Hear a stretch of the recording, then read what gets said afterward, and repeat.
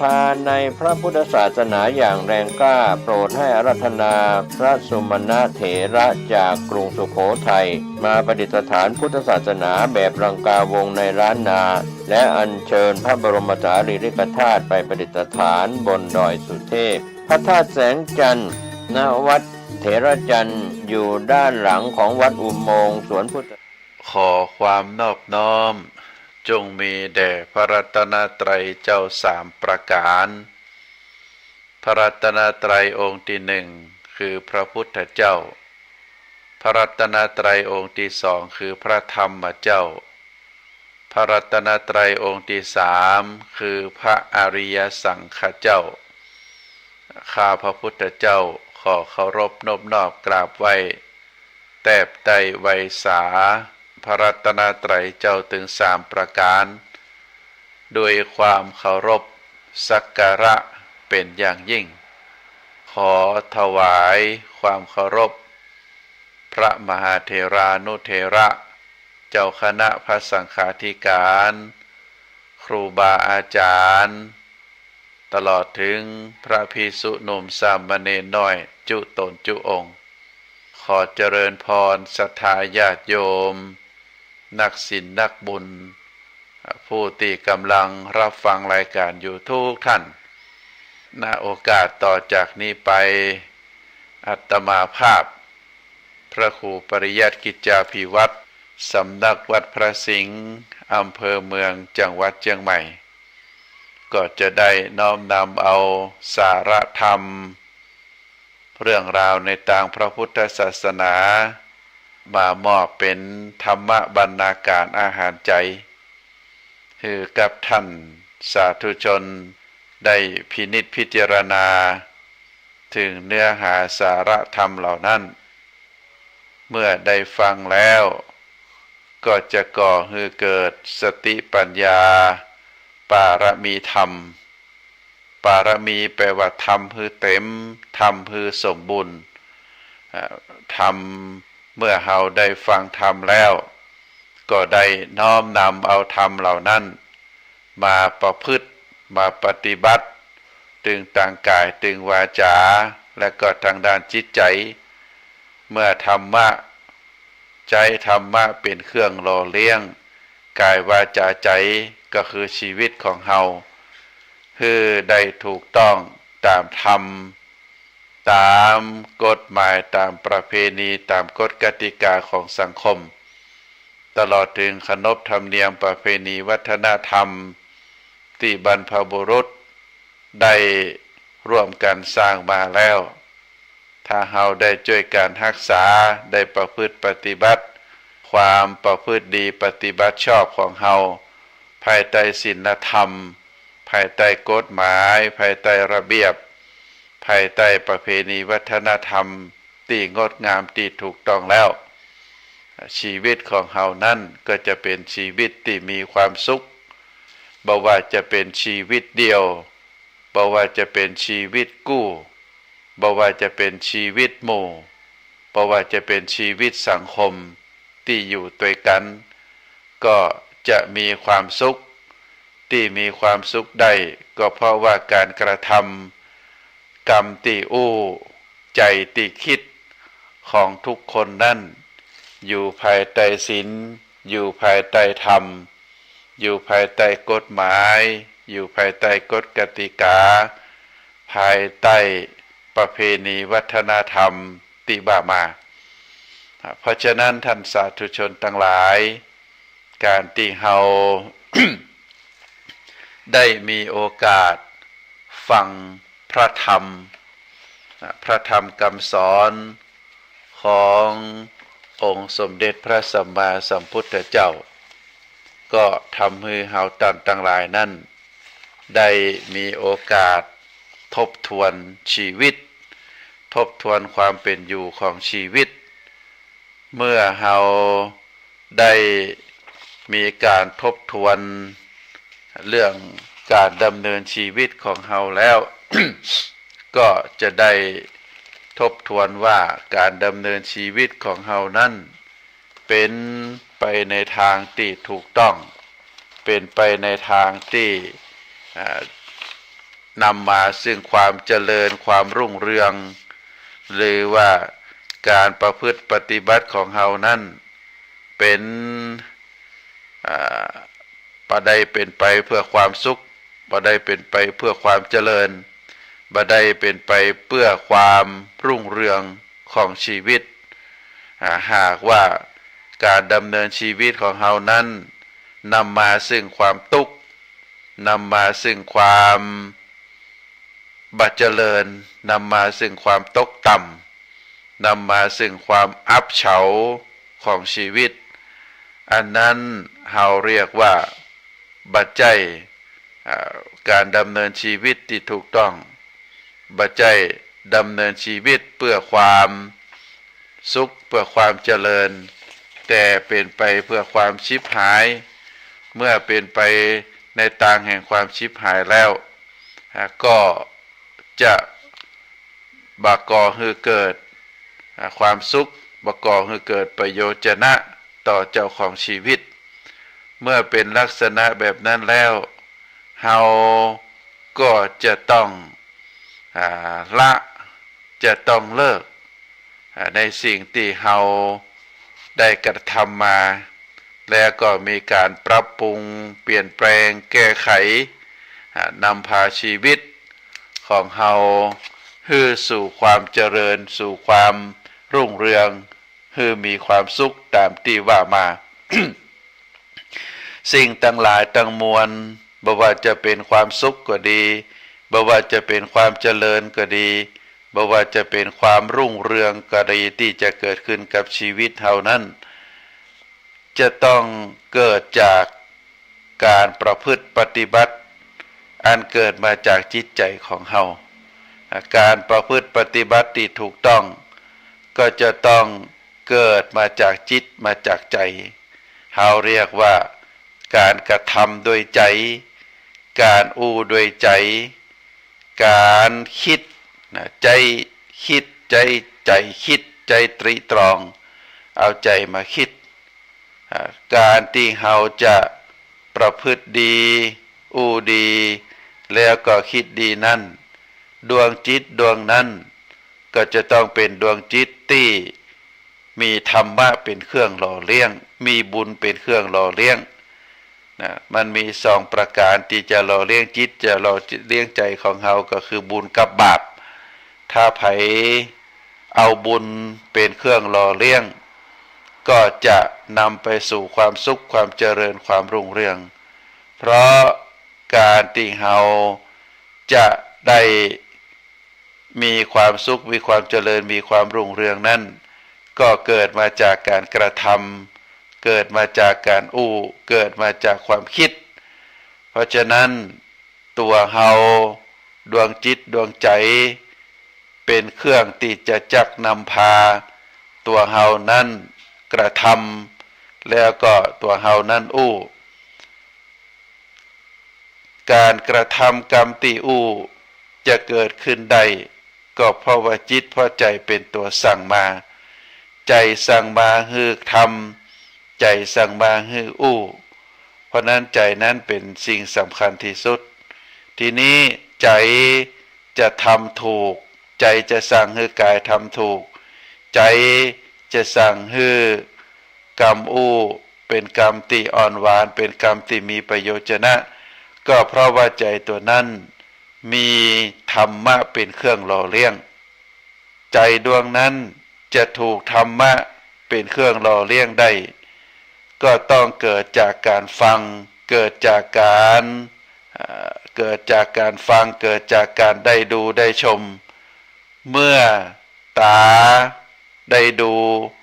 หูได้ฟังพระธรรมคำสอนคุณงามความดีสิ่งที่เป็นประโยชนะ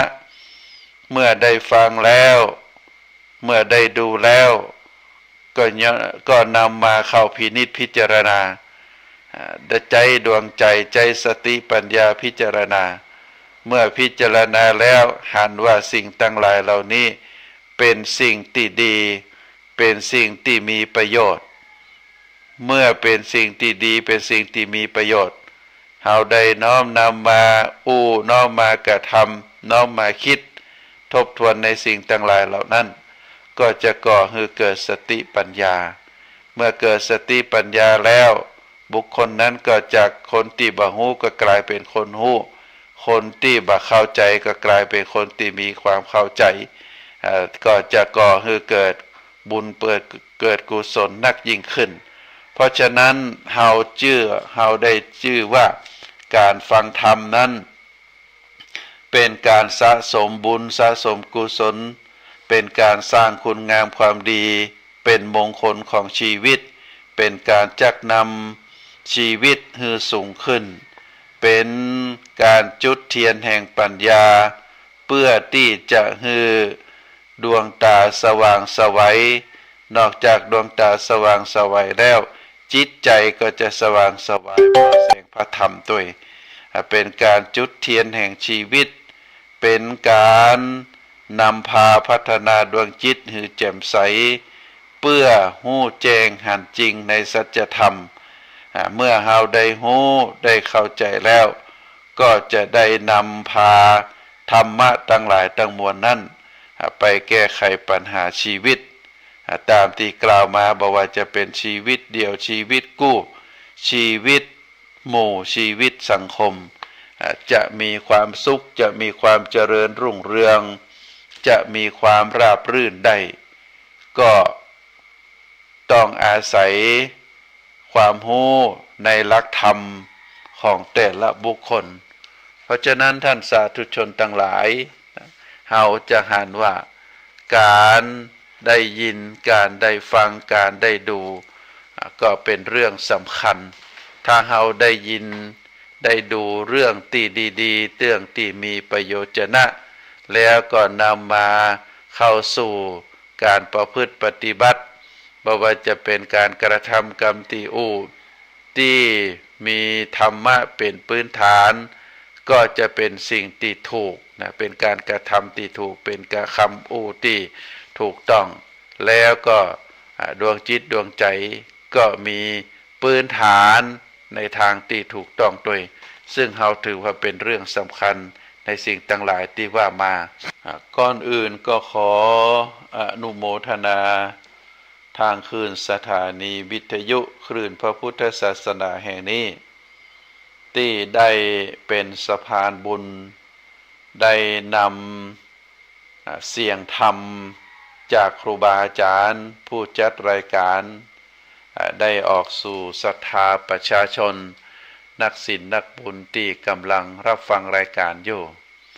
อันนี้เราก็ถือว่าสถานีวิทยุคลื่นพระพุทธศาสนาทุกแห่งที่ได้เป็นสะพานบุญ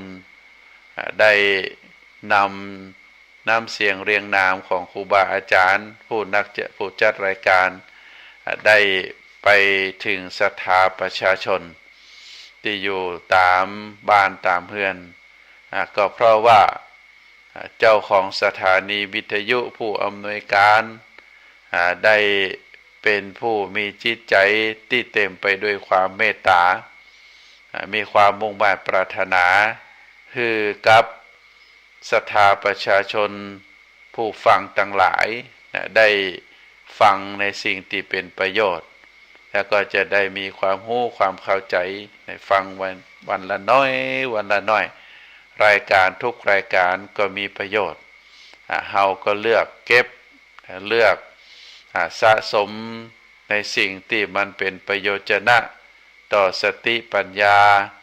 ต่อความประพฤติปฏิบัติของเฮาส่วนเรื่องใดกรรมใดกรรมอันใดบ่าเป็นที่ประเทืองปัญญาเฮาก็เอาทิ้งไว้เลือกเก็บเอาเฉพาะสิ่งที่มันเป็นประโยชน์นะเหมือนกับเจ้าของสวนดอกไม้บอกว่าจะเป็นคนขายดอกไม้เจ้าของสวนก็จะเลือกเก็บเฉพาะดอกที่มันบานดอกที่งดงามดอกที่มีกลิ่นหอมดอกไม้ที่เป็นที่ชื่นชอบของคนทั้งหลายนะก็เลือกเก็บไปแล้วเอาไปจำหน่ายก็มีเอาไปไหว้พระก็มีเอาไปประดับตกแต่งก็มี เป็นอยู่ที่ความชาญฉลาดของเจ้าของสวนที่จะก่อให้เกิดประโยชน์กับตัวเองดอกไม้ต่างหลายนั่นมีตึงดอกแก่ดอกหนุ่มดอกบานดอกที่ใจเป็นยาก็มีดอกที่ใจประดับตกแต่งงดสีสันงดงามก็มีดอกที่มีกลิ่นหอมคนที่อยู่ใกล้อยู่ไกลก็ชื่นชอบก็มีอันนั้นเป็นคุณภาพเป็นคุณสมบัติของดอกไม้ทั้งปวงแล้วแต่เจ้าของสวนจะเก็บเฮาตั้นทั้งหลายก็เหมือนเดียวกันผู้ฟังรายการก็เหมือนกับเจ้าของสวนนะส่วนผู้จัดรายการครูบาอาจารย์ทุกรูปทุกองค์ก็เหมือนกับดอกไม้เพราะฉะนั้นดอกไม้อันใดที่มันเป็นประโยชน์เฮาก็เลือกเก็บรายการไหนที่มีประโยชน์นะเฮาก็เลือกฟังรายการไหนที่เฮาฟังแล้วมีความสบายใจมีความสุขใจอันเกิดจากการได้ยินได้ฟังเฮาก็ได้เลือกฟังแล้วก็เอาสาระประโยชน์จากการฟังตัวนั้นมาสั่งสมในปัญญามาสั่งสมในความคิดมาสั่งสมอยู่ในจิตในใจของเฮาก็ถือว่าเป็นการกระทำที่ถูกต้องส่วนดอกไม้อันใดเจ้าของสวนบ่เลือกแล้วก็เมื่อถึงคราวที่โรยราไปเปิ้นก็จะตกเป็นเม็ดเป็นเมล็ดแล้วก็ทำให้มีความงอกงามขึ้นมาใหม่หรือบางทีถ้าบ่มีเม็ดก็จะเป็นปุ๋ยให้ดินแล้วก็ดินนั้นก็มีประโยชน์นะต่อต้นไม้ก็เช่นเดียวกันถ้าอันใดที่เฮาบอกฟังแล้วมันบ่มีประโยชน์เฮาก็บอกฟังก็ส่วนคนอื่นท่านอื่นที่มีนิสัยมีความชอบในเรื่องนั้นๆก็จะฟังแล้วก็จะเป็นประโยชน์นะสำหรับผู้ที่ชื่นชอบในเรื่องราวต่างๆเพราะฉะนั้นท่านสาธุชนทั้งหลายธรรมะคำสอนขององค์สมเด็จพระสัมมาสัมพุทธเจ้ามีเป็นจำนวนนักมีเป็นจำนวนถึง 84,000 พระธรรมขันธ์พระธรรมบทหนึ่งท่านเรียกว่าเป็นอาทิธรรมคำว่าอาทิธรรมก็คือเป็นธรรมะในเบื้องต้นไผที่เจริญ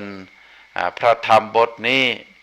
แล้วก็ธรรมะอื่นๆก็จะโตยมาก็จะเกิดขึ้นก็จะมีอยู่ในจิตในใจของคนคนนั้นผู้ที่ได้เจริญเมตตาธรรมเพราะฉะนั้นเมตตาธรรมนี้เขาถือว่าเป็นอาทิธรรมธรรมในเบื้องต้นสำหรับผู้คนทั้งหลายใครที่ได้เจริญเมตตาได้มีเมตตาอยู่ในจิตในใจธรรมะอื่นๆก็จะเกิดขึ้นอย่างเช่นถ้าคนที่มีเมตตาจิตก็จะมีความสงสารมีมุทิตาอยู่ในตัวแล้วก็เมื่อมีความเอ็นดูแล้วก็จะเกิดการแบ่งปันการแบ่งปันบ่ว่าจะแบ่งปันทางด้านความคิดแบ่งปันในทางด้านคำสอนคำแนะนำพร่ำสอนหรือจะแบ่งปันสิ่งของที่ตัวเองมีพอใจอยู่ได้สบายก็เพื่อแผ่ไปกับบุคคลอื่นเพราะฉะนั้นการที่ท่านทั้งหลายโดยเฉพาะได้เจริญเมตตาธรรมแล้วธรรมะข้ออื่นๆก็จะก่อให้เกิดกับตัวท่านตัวเมตตานั้นความหมายก็คือความฮักความปรารถนาดีความหวังดีต่อคนอื่นที่บ่เจือปนด้วยความใคร่บ่เจือปนด้วยทางกามเป็นความรู้สึกที่มีความฮักความปรารถนาดีต่อบุคคลอื่นแล้วก็เป็นความปรารถนาดีที่บ่มีความหันแก่ตัวความรู้สึกหันแก่ตัวความลำเอียงความเกลียดความฮักเป็นความฮักที่มุ่งสร้างไมตรีจิตมุ่งความสุขความเจริญต่อคนอื่น เมตตานี้มีลักษณะที่เป็นความคิดนะมีลักษณะคิดที่จะนำความสุข ไปให้บุคคลอื่นโดยส่วนเดียวเป็นการแผ่เมตตาไปโดยเจาะจงต่อตัวบุคคลผู้รับแล้วก็บางทีบางครั้งก็แผ่เมตตาบ่ได้เจาะจงไปถึงสรรพสัตว์ทั้งหลายทั้งมวลอันนี้เป็นธรรมะเป็นเครื่องอยู่ของพระพรหมนะหมายถึงเป็นธรรมะที่อยู่ของคนใหญ่ตัวเป็นข้อแรกนะเมตตาเพราะฉะนั้นการที่จะเจริญเมตตาได้ก็จะต้องใจจิตใจนะใจจิตใจของบุคคลคนนั้นคือเจริญเมตตาการที่จะเจริญเมตตาไปได้นั้นวิธีการนะวิธีการที่จะเจริญเมตตาในบุคคลใดบุคคลหนึ่งนะวิธีเจริญเมตตานั้นมีอยู่8ประการนะประการที่หนึ่งภาษาบาลีว่าอาเสวิตาอาเสวิตาก็คือก่อนที่เราจะแผ่เมตตาไปได้เนี่ยเปิ้นว่าจะต้องเสพคุณนะอาเสวิตาก็คือการเสพคุณคือคบนะคบเมตตาเอาเมตตาอยู่ในจิตในใจคิดระลึกนึกถึง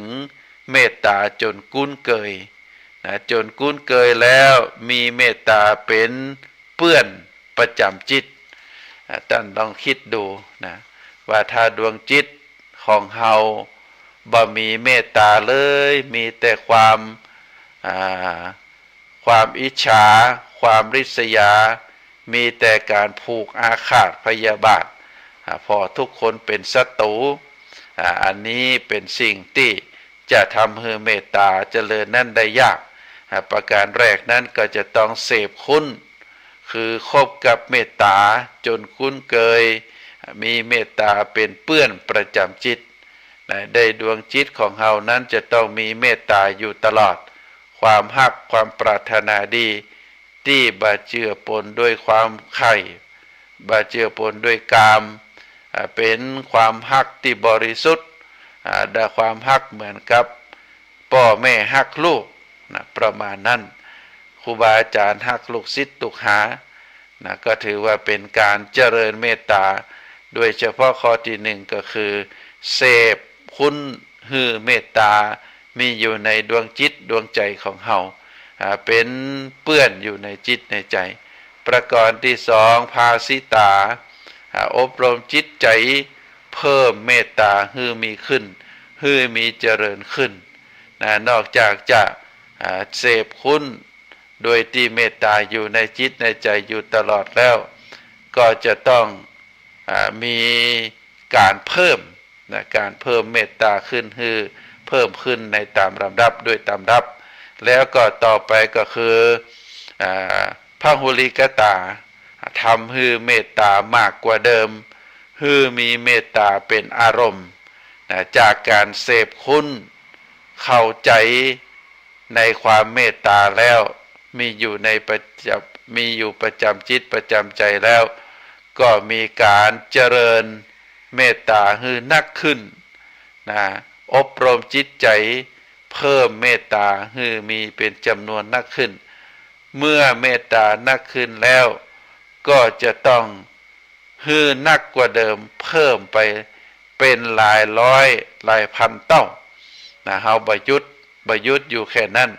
เจริญแล้วมีน้อยเดียวแล้วเพียงอยู่แค่นั้นบ่ได้ต้องเพิ่มขึ้นแหม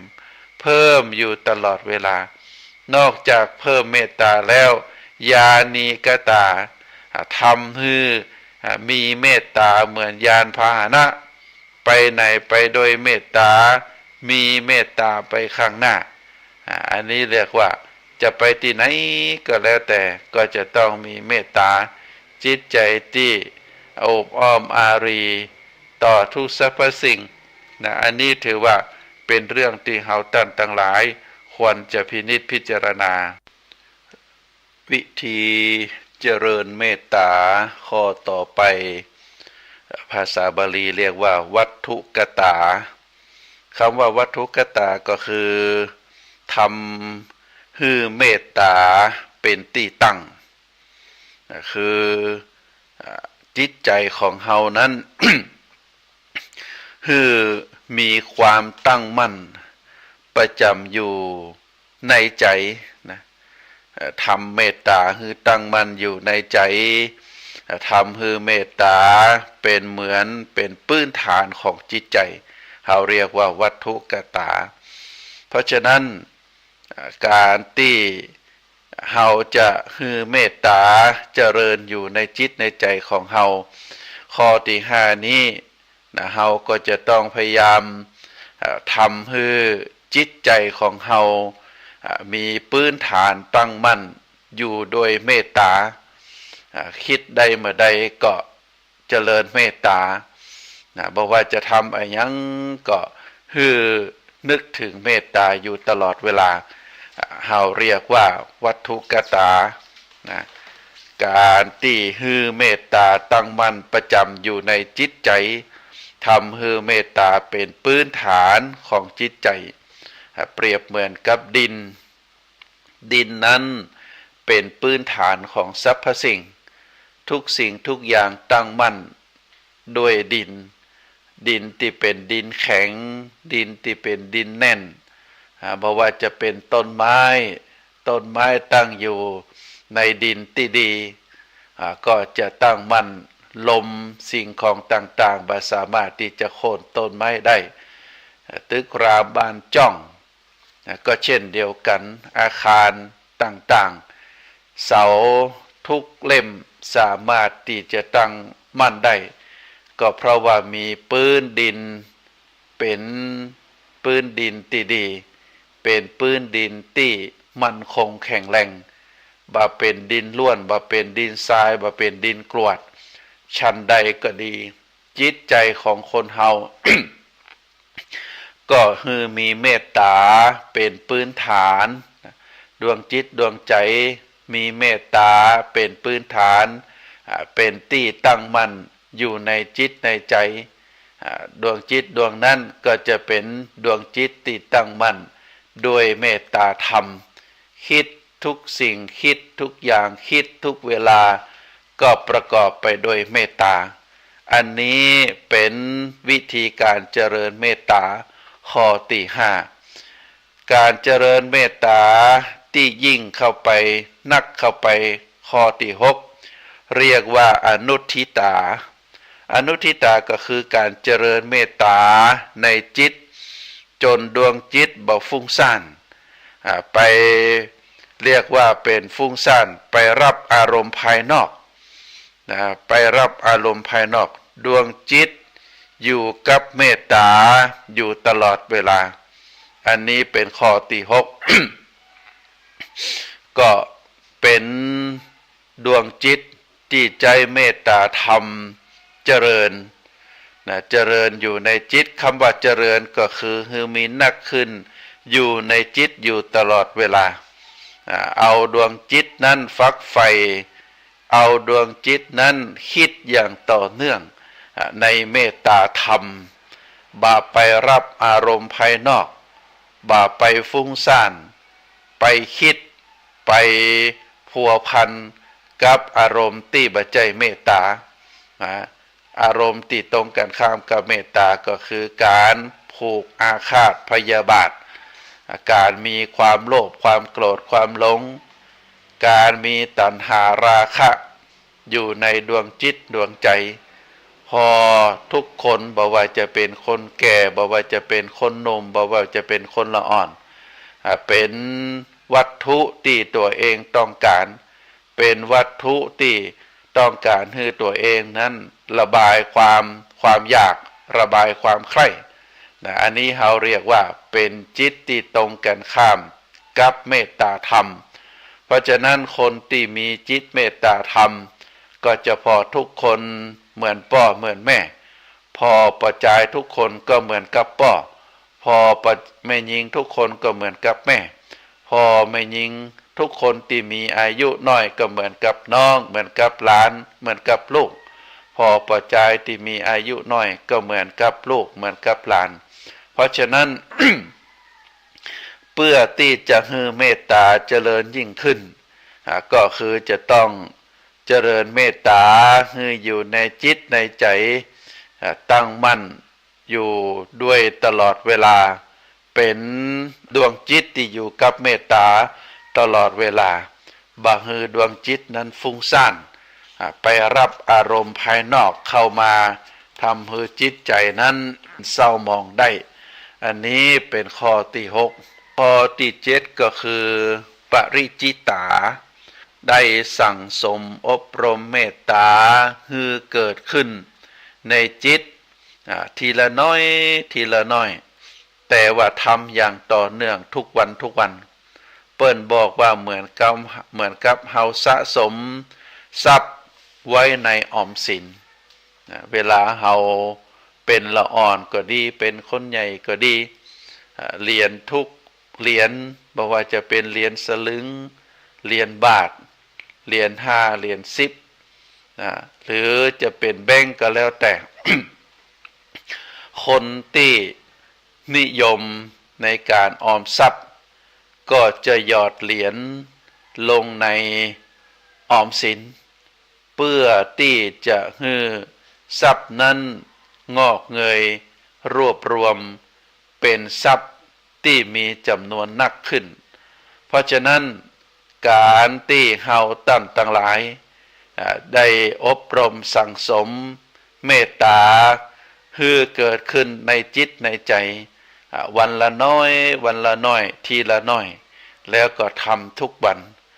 เป็นการสั่งสมอบรมเมตตาเนอะศรัทธาญาติโยมให้อยู่ในจิตในใจวันละน้อยวันละน้อยเปิ้นบอกว่าเหมือนกับเฮาสะสมทรัพย์เอาไว้ในออมสินเฮาเรียกว่าปริจิตาเป็นการสั่งสมเมตตาธรรมให้เกิดขึ้นในจิตในใจวันละน้อยวันละน้อยก็เป็นอันดับที่7อันดับที่8อันสุดท้ายก็คือสุสมารัตถาสุสมารัตถาซึ่งแปลว่าปรารภเมตตาด้วยดีคือเต็มใจอบรมให้มีขึ้นทำได้เองได้บ่มีภัยที่จะมาบังคับได้การปรารภเมตตาด้วยดีคือเต็มใจที่จะอบรมเมตตาธรรมให้เกิดขึ้นมีในจิตในใจทำด้วยตนเองบ่มีภัยมาบังคับถึง8ข้อนี้เป็นวิธีที่เจริญเมตตาซึ่งพระพุทธองค์ได้สอนได้ให้คำแนะนำไว้ด้วยการที่ให้หมู่เฮาเจ้าข้าทั้งหลายได้พยายามเจริญเมตตาธรรมให้อยู่ในดวงจิตดวงใจซึ่งอาตมาภาพเคยอัญเชิญ คำสอนขององค์สมเด็จพระสัมมาสัมพุทธเจ้าได้กล่าวไว้ว่าความตั้งใจปณิธานขององค์สมเด็จพระสัมมาสัมพุทธเจ้าได้แนะนำพร่ำสอนเจ้าพุทธของเฮาในการที่เป็นเจ้าพุทธนับถือศาสนาพุทธที่บ่ต้องลงทุนลงแรงอะไรอย่างสักอย่างก็ได้กล่าวโดยตลอดว่าข้อที่1คือได้ตั้งจิตดังใจน้อมจิตน้อมใจเข้าไปเลื่อมใสในองค์พระรัตนตรัยถึง3ประการก็คือพระพุทธพระธรรมพระสงฆ์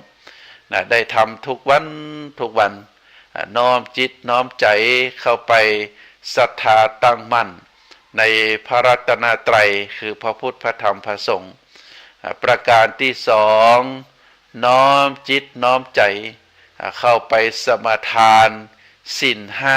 5ทุกวันทุกวันแต่ละวันสมาทานโดยที่บ่ล่วงเกินหรือบ่ประพฤติล่วงเกินในศีล5ข้อถือว่าเป็นศีล ที่ทำให้พื้นฐานจิตใจของเฮานั้นสามารถที่จะอบรมสามารถที่จะเจริญธรรมะข้ออื่นๆให้ยิ่งขึ้นไปเพราะถ้าดวงจิตดวงใจดวงใดที่ล่วงละเมิดศีลห้าข้อใดข้อหนึ่งแล้วจิตใจจะมาเป็นสมาธิจิตใจจะถูกครอบงำโดยการผิดศีลข้อนั้นบ่ว่าจะเป็นการผูกอาฆาตพยาบาทเบียดเบียนฆ่าสัตว์รังแกมนุษย์ด้วยกันก็ดีบ่ว่าจะเป็นความโลภที่อยากได้ทรัพย์ของคนอื่นโดยการลักโดยการขโมยโดยการจี้ปล้นโดยการช่อโกงการที่เอาจิตเอาใจไปลุ่มหลงในลูกในผัวในเมียของคนอื่นได้ไปมากๆในกามคุณมีจิตที่ฟักไฟถูกครอบงำด้วยกิเลสตัณหากามราคะอันนี้ก็เป็นจิตใจที่จะบัดตั้งมั่นจิตใจดวงใดที่ถูกความบ่ซื่อสัตย์ความโกหกความหลอกลวงความที่จะพยายามเสาะหาวิธีที่จะให้คนแตกแยกกันพยายามที่จะจุคนอื่นเพื่อให้ได้ทรัพย์สินของคนอื่นมาหาวิธีการช่องทางที่จะช่อจะโกงคนอื่นหาน้อมจิตน้อมใจเข้าไปในการเป็นนักเลงสุรายาเสพติดไปเสพไปดื่มสิ่งที่มันกดประสาทกดให้เฮาหลงลืมสติปัญญาทำให้เป็นมนุษย์บ่สมบูรณ์ศีลถึง5ข้อนี้เฮาเรียกว่าถ้าคนใดสามารถที่น้อมจิตน้อมใจสมาทานศีลถึง5ข้อนี้ได้ก็เป็นเรื่องที่น่าอนุโมทนาเพราะบุคคลนั้นจะเป็นมนุษย์โดยสมบูรณ์อยู่ตลอดเวลาแล้วก็เมื่อสมาทานศีลถึง5ข้อได้ปฏิบัติเว้นศีลถึง5ข้อได้ธรรมะข้ออื่นๆก็จะโตยมาร่างกายแข็งแรงก็ทำให้จิตใจมีความเมตตาประกอบสัมมาชีพอาศัยความขยันหมั่นเพียรความภาคเพียรพยายามสร้างหลักฐานทางครอบครัวด้วยความขยันหมั่นเพียรด้วยตัวเองโดยการประกอบอาชีพสุจริตสร้างหลักสร้างฐานครอบครัวมั่นคงมีสามีภรรยามีลูกโดยการยินดีในภาระของตนเองก็คือเรียกว่าภาระสันโดษบอกว่าจะเป็นสามีภรรยายินดีในคู่ครองของตัวเองบ่นอกใจมีความซื่อสัตย์ต่อกันและกันนอกจากนั้นแล้ว ก็เป็นคนตั้งมั่นในสัจธรรมกรรมไหนเป็นกรรมนั่นปิยวาจาด้วยคำอ่อนหวานด้วยการสมัครสมานสามัคคีบ่ยุแย่คือคนแตกแยกกันเรื่องที่เป็นสาระประโยชน์สิ่งที่เป็นประโยชน์บ่เรื่องที่มันไร้สาระบ่มีเหตุบ่มีผลบ่มีประโยชน์จะน่ายังนอกจากนั้นแล้วก็พยายามดึงตัวดึงใจดึงจิตให้พ้นจากหลุมดำของชีวิตโดยการที่บ่นำพาตัวเองนั้นไป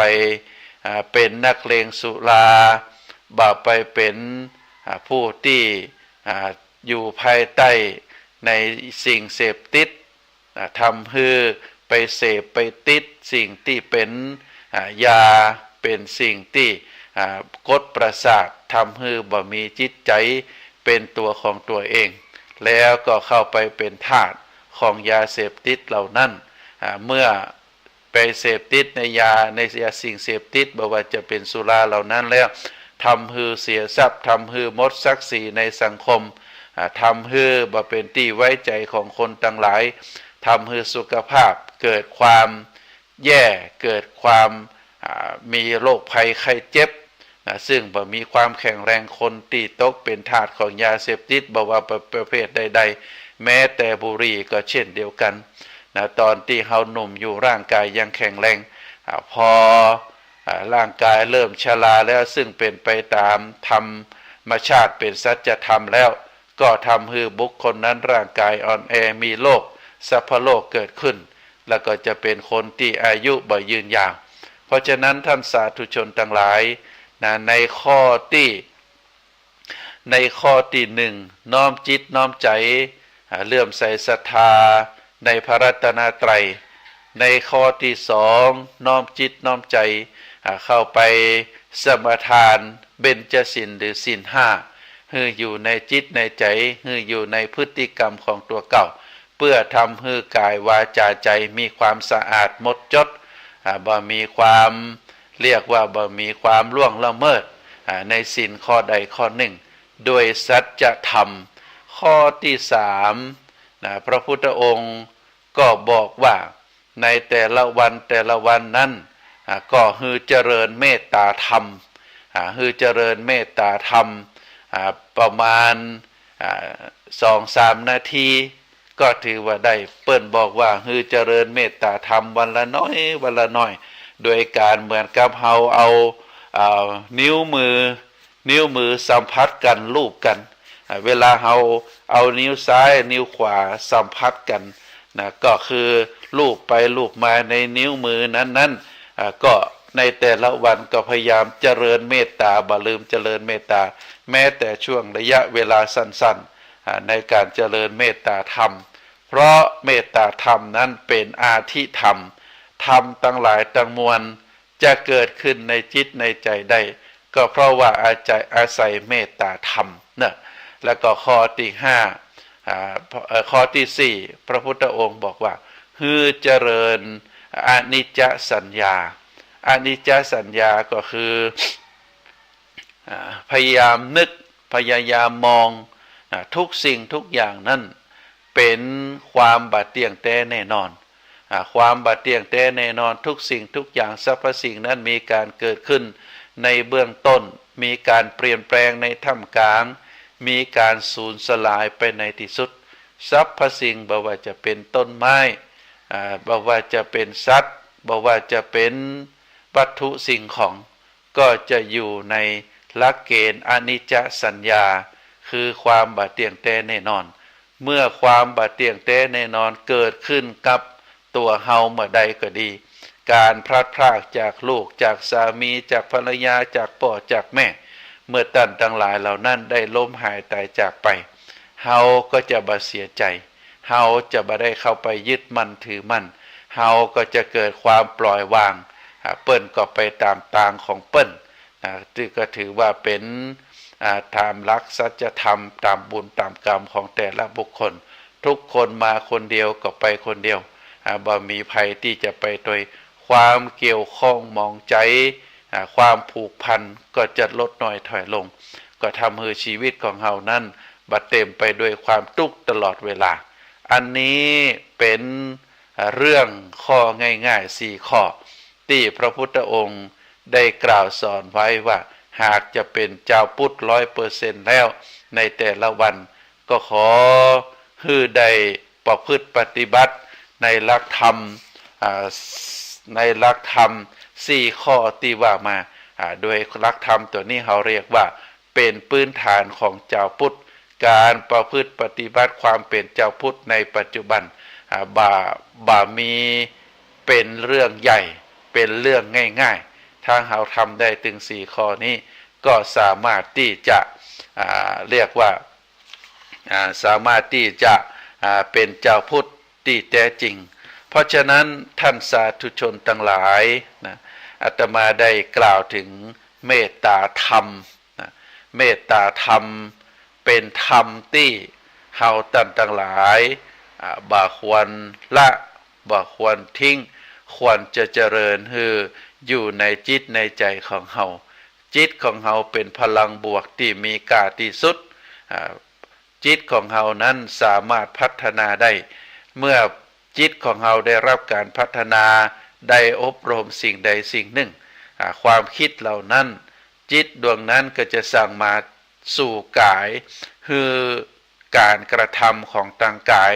ของร่างกายทุกสิ่งทุกอย่างเป็นไปตามพื้นฐานของดวงจิตนั้นเมื่อดวงจิตดวงใจของเฮาเป็นดวงจิตดวงใจที่เต็มไปด้วยความฮักความปรารถนาดีความบัดลำเอียงมีอคติ เป็นดวงจิตดวงใจที่ซื่อสัตย์สุจริตเป็นดวงจิตดวงใจที่มีความฮักความปรารถนาดีความชื่นชมยินดีบ่มีความอิจฉาริษยาบ่มีความอาฆาตผูกพยาบาทเฮาก็จะอยู่ในโลกใบนี้ด้วยความสุขก็เพราะว่าเฮามีเมตตาพระพุทธองค์ได้กล่าวถึงวิธีเจริญเมตตาคืออยู่ในจิตในใจไว้8ข้อก็คือเมตตานั้นได้อยู่ในจิตในใจของเฮาเป็นเปื้อนประจำจิตประจำใจเฮามีความคุ้นเคยเรียกว่าเสพคุ้นนอกจากนั้นแล้วก็พยายามอบรมจิตใจเพิ่มเมตตาฮือมีนักขึ้นฮือมีจำนวนนักขึ้นอยู่ในจิตในใจเฮาเรียกว่าเจริญจิตเจริญใจโดยความเมตตาโดยการอบรมจิตอบรมใจนอกจากนั้นแล้วก็ทำให้เมตตานั้นมีจำนวนนักกว่าเดิมให้มีเมตตาเป็นอารมณ์อยู่ในจิตในใจไปที่ไหนก็มีเมตตาไปตัวเหมือนกับยานพาหนะเวลาเฮาไปที่ไหนเฮาไปอาศัยด้วยยานพาหนะเฮาจะไปที่ไหนก็จะต้องมีเมตตาไปตัวเรียกว่าเอาจิตเอาใจนั้นเจริญไปตั้งหน้าโดยเมตตาธรรมทำให้เมตตาเป็นที่ตั้งก็คือเหมือนกับต้นไม้เหมือนกับอาคารบ้านเรือนของเฮามีแผ่นดินเป็นที่ตั้งจิตใจของเฮาก็จะต้องมีเมตตาเป็นพื้นฐานมีเมตตาเป็นที่ตั้งของจิตต้องใจนอกจากนั้นแล้ว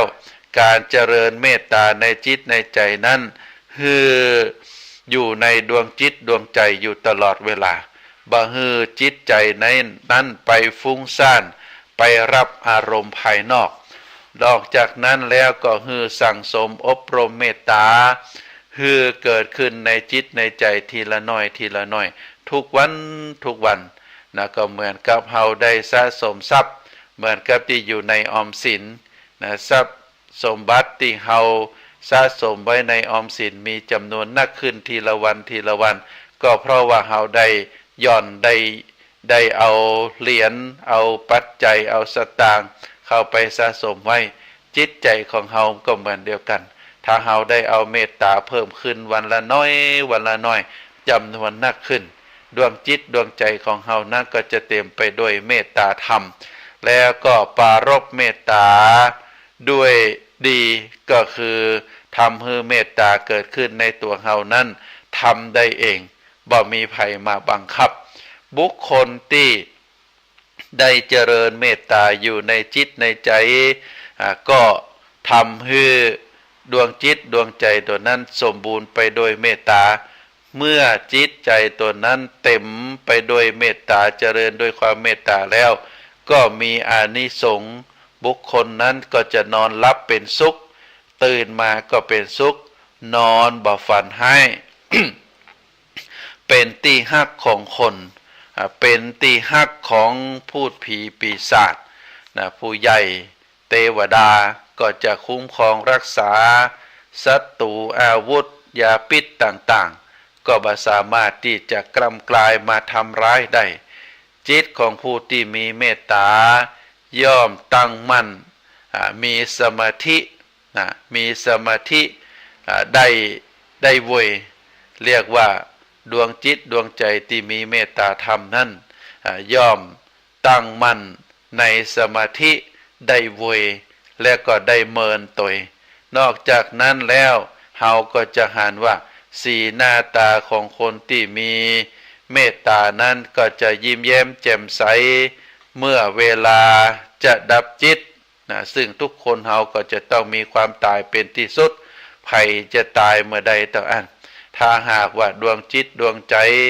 สลัดความอิจฉาริษยาออกไปหมดไปสลัดความโลภความโกรธความหลงออกไปสลัดความอาฆาตพยาบาทความโลภในทรัพย์สมบัติของคนอื่นความโลภในตัณหาราคะที่มีความลุ่มหลงในบุคคลอื่นสามีของคนอื่นภรรยาของคนอื่นแล้วก็ได้อบรมจิตใจให้ตั้งมั่นอยู่ใน จิตในใจแล้วเมื่อเวลาจะดับจิตไปก็จะมีสติจะมีสติบ่หลงแม้จะบรรลุธรรมแม้จะบ่ได้บรรลุธรรมชั้นสูงบ่ได้เข้าถึงพระนิพพานเปิ้นว่าบุคคลนั้นเมื่อตายไปแล้วก็ย่อมไปปฏิสนธิในภพภูมิของพรหมก็คือในพรหมโลกเพราะฉะนั้นเรียกว่าอานิสงส์ของเมตตานั้นเป็นที่น่าชื่นชมยินดีเนอะศรัทธาญาติโยมทั้งหลายเพราะฉะนั้นเฮาก็จะเป็นคนที่มีความสุขมองโลกในแง่ดีมองโลกในแง่ดีแล้วก็จะได้มีความเป็นอยู่ที่ดีที่สุดโดยการเป็นชีวิตที่มีความสุขเพราะว่าการเกิดนั้นบ่สำคัญเฮาเลือกเกิดบ่ได้ความตายก็เหมือนเดียวกันเป็นบทสุดท้ายของชีวิตทุกคนก็จะตายบ่มีใครที่จะอยู่ในโลกนี้ได้แต่ว่าเฮาจะอยู่ในโลกในช่วงที่เฮาเกิดมาไปจนถึงความตายอันนี้เฮาเรียกว่าชีวิตเมื่อเฮาอยู่ในโลกนี้จะใดจะให้ชีวิตเฮามีความสุขก็ได้อาศัยเมตตาธรรมเป็นเครื่องหล่อเลี้ยงซึ่งในพระสัทธรรมของพระพุทธเจ้าเป็นจำนวนถึง 84,000 พระธรรมขันธ์ก็มีเป็นจำนวนนักถ้าหากว่าเฮาสามารถที่จะเจริญเมตตาธรรมให้อยู่ในจิตในใจของเฮาก็ถือว่าเป็นดวงจิตดวงใจที่มีความชุ่มเย็นมีความสุขมีความสงบมีความฮักมีความปรารถนาดีต่อคนอื่น